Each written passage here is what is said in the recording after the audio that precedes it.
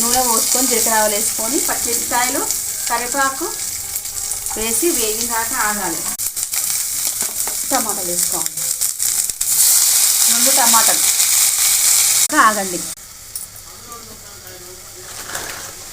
మళ్ళీ చెప్తున్నాను, ఆయిల్ వేసుకొని జీలకర్ర ఆవాలు వేసి కొంచెం ఎల్లిపాయ కరివేపాకు టమాటా వేసి మంచి వేగాక అన్నీ వేగాక చింతపండు పులుసు రసం పిండుకొని రసం వేసుకోవాలి.